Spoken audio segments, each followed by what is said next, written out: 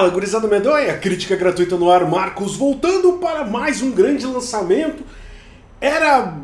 Bom, nem sei, cara, se era muito aguardado, enfim. Estamos falando do nono filme de uma franquia que começou, assim, muito bem, muito próspera, tipo, filme do James Wan, boas atuações, um dos melhores plot twists que a gente tem em filmes de terror e até mesmo, quiçá, em todo o cinema. Afinal de contas, ninguém esperava lá, e aí, enfim, vou dar um pequeno corte aqui, ninguém esperava que o corpo lá no meio da sala fosse levantar no final do filme, convenhamos. E se alguém esperava, cara, tá maluco. Vieram as sequências, a essência foi se perdendo, acabou virando um grande torture porn, muita violência gratuita, pouca história.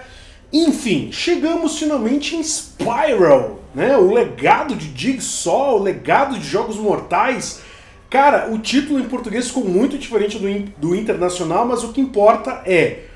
ele deixa claro que não é um remake, que não é um reboot, tem influências de Jogos Mortais, mas é uma nova história, temos novos personagens, temos referências ao personagem clássico e tudo mais.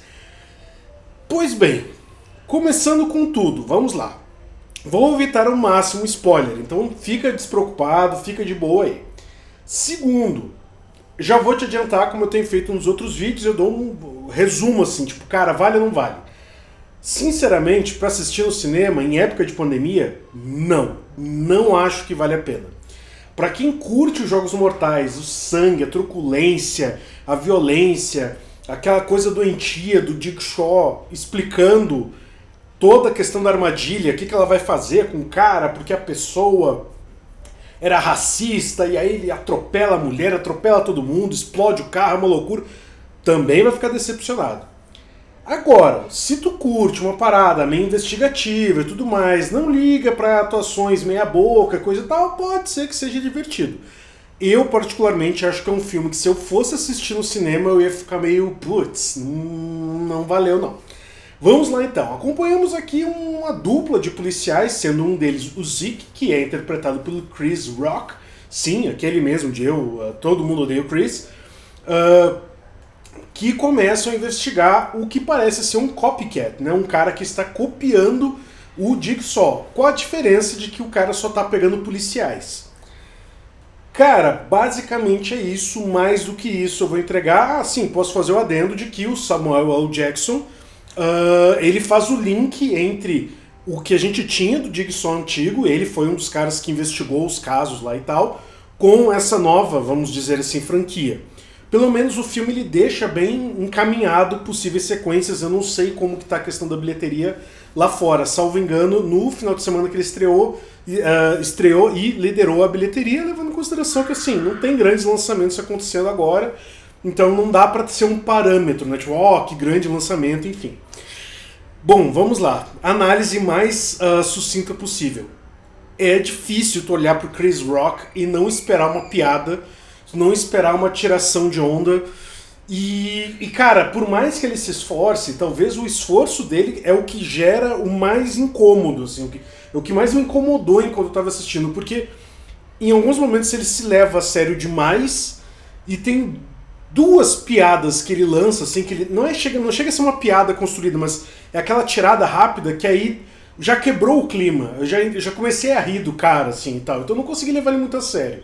Pode ser um problema eu com o ator, né? Mas lembrando que eu adoro o Chris Rock, eu acho que ele, como comediante, é, sim, um dos melhores da sua geração, sem sombra de dúvida. O Samuel L. Jackson é ultra, hiper, mega, blaster, subaproveitado. Mas, tipo assim, eu não sei o que ele tá fazendo no filme. Porque quando ele tá em cena, principalmente com o Chris Rock, rola uma química. E aí tu torce pra que aquilo evolua, pra que eles continuem juntos, pra que dali algo aconteça. E, infelizmente, esse algo aconteça, ele não acontece. Mas quando ele acontece, é só no final, bem pouquinho, e aí fica aquele gosto de, putz, eu queria mais disso e tal. Então ele é muito subaproveitado, mas muito subaproveitado mesmo. E o restante do elenco é de chorar, assim, velho, porque é muito ruim. Tipo, cara, aquelas dramatizações da Igreja Universal ali no canal da Record, de madrugada, fala que eu te escuto, tá ligado? É mais convincente, assim. A galera Tu não consegue entender se eles estão tirando sarro um do outro, se... Não dá pra levar a sério, mesmo, assim, é muito ruim. O ritmo do filme, ele também não ajuda muito. Por quê? Porque a gente deixa de lado o Thornton Porn, tem as armadilhas? Tem. Tem sangue? Tem. Até eu diria que tem até um nível bem considerável, assim, tipo, o filme ele tá no limiar ali pra uma classificação indicativa ainda mais bruta nos Estados Unidos. Então, assim, eles trabalharam no fio da navalha ali.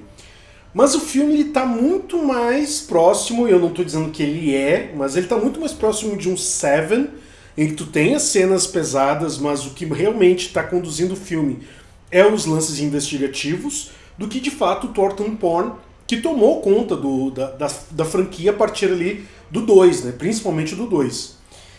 Só que, cara, o diretor a gente já conhece, é o mesmo diretor do 2, do 3, salvo engano, do 4, e ele deixou muito bem claro que ele é putamente limitado. Assim, ele não sabe desenvolver uma história, ele não tem culhão pra fazer escolhas arriscadas, e o óbvio eu acho que já não casa mais com a franquia. Eu acho que deixa a desejar. Então, o grande problema aqui é... Tu tem um filme que gera uma expectativa, porque o filme de origem, o primeiro, acima de todos os outros, ele foi um ponto fundamental no cinema de horror. A gente tem que lembrar que na década de 90 o cinema de terror estava meio capengando ali, coisa e tal. E, porra, os anos 2000 tu teve uma reviravolta muito inacreditável. O Thornton Porn chegar no mainstream como chegou por conta de Jogos Mortais é uma grande reviravolta pro cinema. Então ali tu abriu portas para diversos filmes, outras franquias existirem, né? O Albergue, coisas do tipo. Filmes de baixíssima produção, de custo de produção. O Jogos Mortais 3, pra vocês terem ideia, ele é filmado em 2 locações apenas. 2. Tipo, ele custou nada pro estúdio e ainda assim conseguiu trazer uma grana boa. Então, os estúdios usaram a exaustão as fórmulas apresentadas por Jogos Mortais e aí tu acaba drenando ali a franquia. Eu não tô dizendo que é ruim e tal, mas, cara, é inegável a qualidade que o primeiro tem e ela vai se perdendo, assim. Aí tu vai jogando sangue, mais sangue, mais sangue, mais sangue, para compensar a falta de tato dos diretores e principalmente dos atores, que a qualidade é risível. E aqui não é muito diferente. A diferença aqui é que ele não tem o recurso do sangue, ele, inclusive, eu acho que ele desvalorizou demais as armadilhas aqui, que poderia ser um ponto a ser bem trabalhado. Nem todo mundo da galera mais nova conhece ou tem interesse de correr atrás de Jogos Mortais, por mais que tu tenha 8 filmes, tipo... É uma franquia que nitidamente ela precisava de um tempo, assim. Eu acho que guardado as devidas proporções, entendam a comparação que eu quero fazer.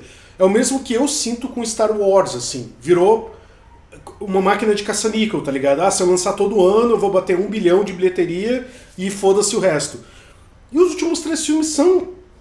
né? Tipo, os últimos 3 filmes, falando da trilogia. Eu não tô falando de Rogue One, que eu gosto bastante, inclusive. Mas assim, tal qual o Star Wars, Jogos Mortais precisava dar um tempo, um respiro.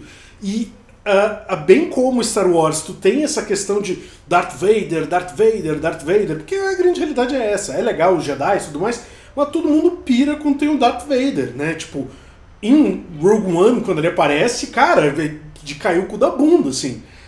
E Jogos Mortais é a mesma coisa, tu depende tu fica dependendo do Jigsaw o tempo todo na franquia.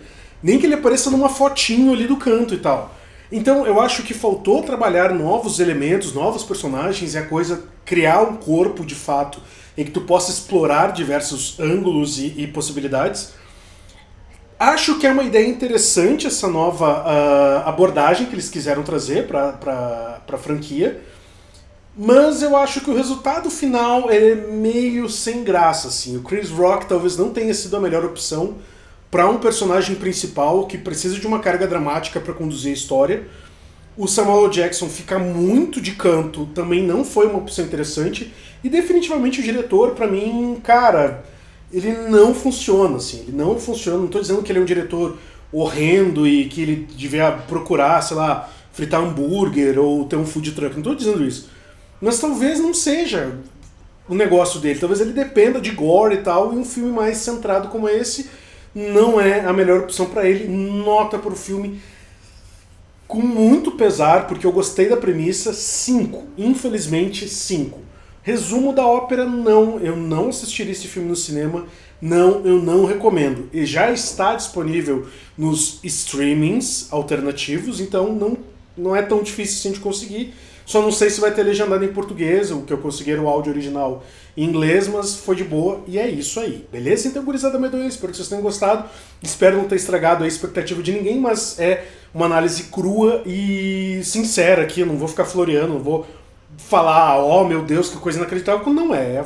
Infelizmente é a realidade. Beleza? Então a gente se vê na próxima. É isso então, gurizada medonha. Muitíssimo obrigado. Beijo, abraço, tchau e fui! Valeu, falou!